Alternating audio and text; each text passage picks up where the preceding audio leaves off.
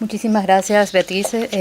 Un cordial saludo a los miembros del directorio presentes aquí esta tarde y estoy muy honrada de compartir el panel con tan distinguidos personajes y personalidades del Ecuador. Yo quisiera enfocar el tema de cuánto vale el voto en el Ecuador. Año 2021. La Revolución Ciudadana cumple 14 años en el Ecuador. Las secuelas de haberle dado el voto en las urnas desde el 2007 han sido tan profundas que cuando fue necesario hacer frente al terremoto de abril del 2016, el gobierno de Rafael Correa había despilfarrado hasta los fondos para atender la emergencia nacional, a pesar de haber vivido una bonanza petrolera. Fueron líneas de crédito de organismos internacionales, así como el aporte obligatorio de los ecuatorianos y donaciones, los que sumaron 3.000 millones de dólares, que se destinarían a una reconstrucción. A no ser porque la corrupción habría esfumado casi el 90% de esa recaudación. En marzo del 2020, cuando llegó la pandemia del coronavirus, el sistema de salud estaba en absoluta indefensión, a causa de más de una década de corrupción en las compras públicas de equipos de salud y medicamentos, empezando por el célebre caso de la compra de ambulancias de la exministra de Salud Carolina Chang, siguiendo con la destrucción del Instituto de Infectología Izquieta Pérez para importar vacunas desde Cuba, el despido de médicos de carrera y la importación de médicos cubanos. Construyeron hospitales para cuyas inauguraciones llevaban los equipos de otras unidades y luego no tenían ni tanques de oxígeno para atender las emergencias. Empresas que operan esquemas de corrupción hospitalaria desde la década pasada se siguen adjudicando contratos de equipos y medicamentos, a pesar de que estas han sido denunciadas por investigaciones periodísticas y por la Comisión Nacional Anticorrupción. Se mantienen e incluso operan desde el exterior. Y no se puede olvidar el nefasto reparto de los hospitales a los honorables asambleístas de la República, con lo cual se convirtió a la salud pública en objeto de trueque de favores políticos y enriquecimiento personal a costa de la vida del pueblo ecuatoriano. Todas estas prácticas depredadoras del sistema de salud son marca registrada de la Revolución Ciudadana y son consecuencia del voto al correísmo. Cuando llegó la pandemia, Ecuador empezó a sufrir una de las tragedias más dramáticas por el coronavirus que el mundo testimonió. Hoy la pregunta no es si Ecuador puede recuperarse de los golpes de la corrupción y la naturaleza, pues los países superan guerras y catástrofes mediante el consenso común de salir adelante.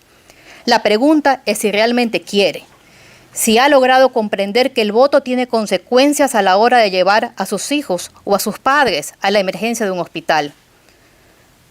¿Cuánto más horror y devastación se puede permitir?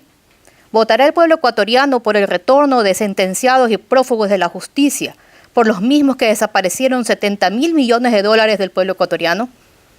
Y aunque se fueron, han logrado mantenerse fuera del alcance de la justicia con otro esquema de corrupción más perverso aún que el de la obra pública, en el manejo de los fondos de previsión social, como fueran los del magisterio, de los trabajadores afiliados al Instituto Ecuatoriano de Seguridad Social, del Instituto de Seguridad Social de la Policía Nacional, del Instituto de Seguridad Social de las Fuerzas Armadas.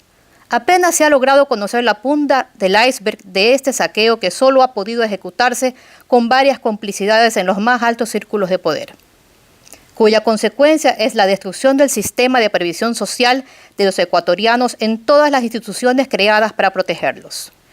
¿Quiénes son y quiénes les permiten seguir operando?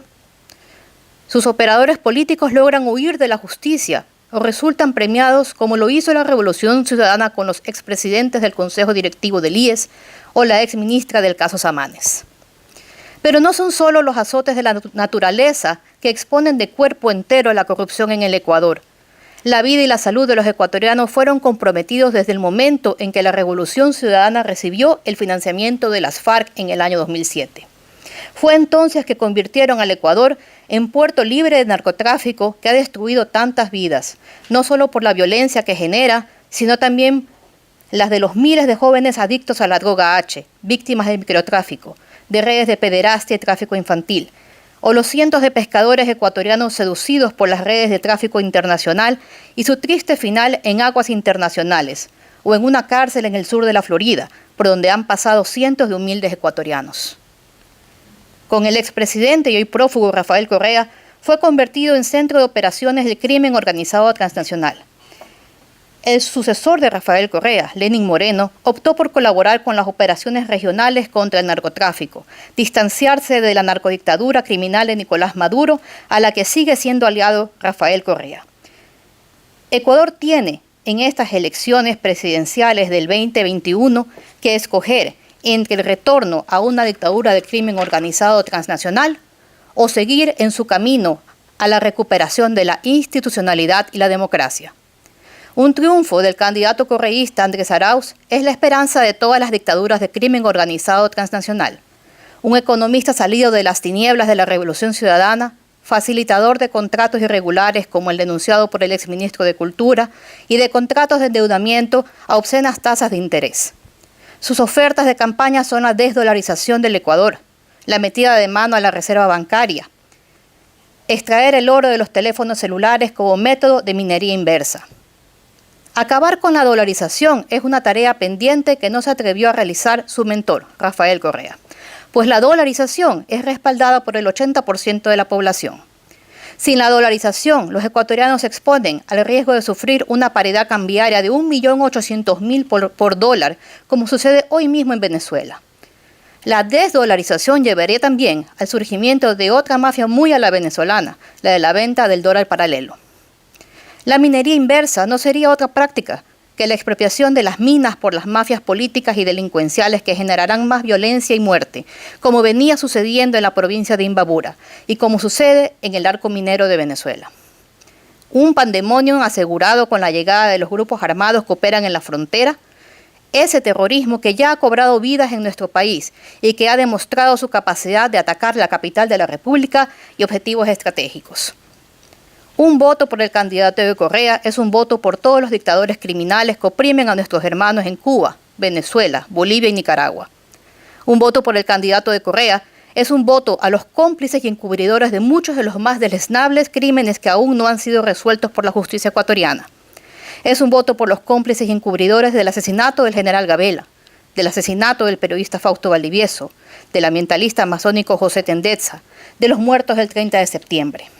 Es un voto por los que persiguieron al exasambleísta Galo Lara, a Fernando Balda, a Fernando Villavicencio, Clever Jiménez, Carlos Figueroa, a Andrés Páez, a los veedores del Gran Hermano, a los activistas del caso Ecuador TV, a los estudiantes del Central Técnico, a los maestros, a los médicos, a los militares, a los policías, a los líderes de la CONAIE, a tantos colegas periodistas que padecieron persecución, pero que siguen haciendo su trabajo en el país, mientras el expresidente prófugo de la justicia sufre de síndrome de abstinencia del poder, de esa droga que le urge y que no es otra cosa que la desesperación por recuperar el dominio del territorio ecuatoriano como centro estratégico del crimen organizado del cartel del socialismo siglo XXI. La decisión está entre dar el voto a la destrucción de la sociedad, la salud y la vida que ha demostrado traer consigo el correísmo, o votar por la democracia, la libertad, el respeto a la vida, la creación de condiciones favorables para la inversión extranjera y la creación de empleo. Esta es la última oportunidad de salir de la pobreza y desempleo, la esperanza de que el Ecuador no se lo lleve el diablo. Muchas gracias. Muy bien, bravo.